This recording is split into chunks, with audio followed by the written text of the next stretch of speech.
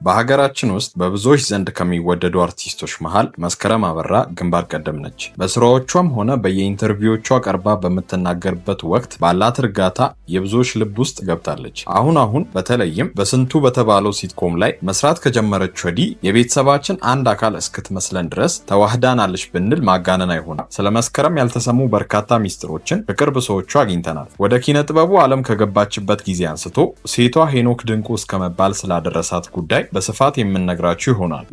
5 የጥበብ ህይወቷ ለቴዎድሮስ ራዕይ ቲያትር ተመለመለች። አስገራሚ የትወና ብቃቷም አንድ ብላ የጀመረችው በዚያ ጊዜ ነበር። ለቃቂ ውርደት ለተሰኘ ቲያትር ታጨች። ከዛም ከትዳር በላይ ፍቅር የተራበ የአሻ ልጅ ቲያትር ሰራች። ቤቶች፣ መለከት፣ አሜን እና አመል ተከታታይ ቲቪ ድራማዎች ተውናለች። ምን ልታዘዝ እንዲሁም በአይነቱና በይዘቱ የሚለየው በአብሪኮም መልቲሚዲያ የተዘጋጀው የእግር እሳት ድራማ ላይ ድንቅ ብቃቷን አይተናል።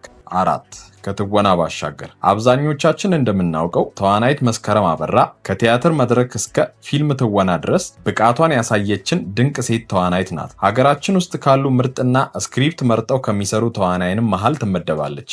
አሁንማ ታዋቂ ዳይሬክተሮች ሁሉ ሳይቀሩ ፊልማቸውን እንድትተውንላቸው ደጇን የሚያንኳኩ ቁጥራቸው ጥቂት አይደለም። በእነዚህ ስራዎቿም በርካታ ገቢ የምታገኝ ሲሆን ከቅርብ ጊዜ ወዲህ እየተለመደ የመጣ ነገር ቢኖር አርቲስቶች በስፋት ወደ ማስታወቂያ ስራ እየገቡ እንዳለ የሚታወቅ ነው። ከ6 ወር እስከ 1 ዓመት ለፍተው የሚያገኙትን ገንዘብ በደቂቃዎች ስለሚያገኙት ያላቸውን ዝናና ታዋቂነት በመጠቀም ለትላልቅ ድርጅቶች በረብጣ ገንዘብ ምርቶቻቸውን የሚያስተዋውቁላቸው ሲሆን ከነዚህም መሃል አርቲስት መስከረም አበራ ለበርካታ ድርጅቶች ብራንድ አምባሳደር በመሆን ታገለግላለች። 3 የሙዚቃ ችሎታዋ የማይሆን ይሆናል ወይ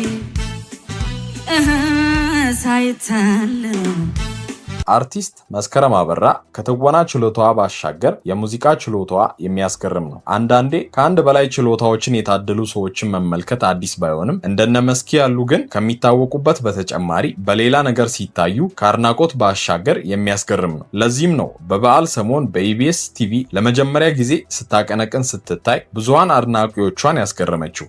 2 ስኬቶቿ የዓመቱ ምርጥ ተዋናይት መስከረም አበራ ሂልተን ሆቴል በተካሄደው የለዛ አዋርድ የ2016 ለዛ ሽልማት የ2016 ተከታታይ የቴሌቪዥን ድራማ በበስንቱ ሲትኮም ምርጥ ሴት ተዋናይ ዘርፍ ተዋናይት መስከረም አበራ ያሸነፈች ሲሆን ከዚህ በተጨማሪ በተለያየ ጊዜ ምርጥ ረዳት ሴት ተዋናይ ዘርፍ ያሸነፈች ድንቅ እንስት አርቲስት ናት። ተዋናይት መስከረም አበራ ከዚህ በተጨማሪ በበርካታ ቋንቋዎች ተተርጉሞ ለአንባቢያን የደረሰውን የአና ማስታወሻ በቲያትር መልክ ሲዘጋጅ በመሪ ተዋናይነት በብቃት የተወነች ሲሆን ከበርካታ አድናቂዎች ዘንድ ስጦታዎችን ተቀብላለች።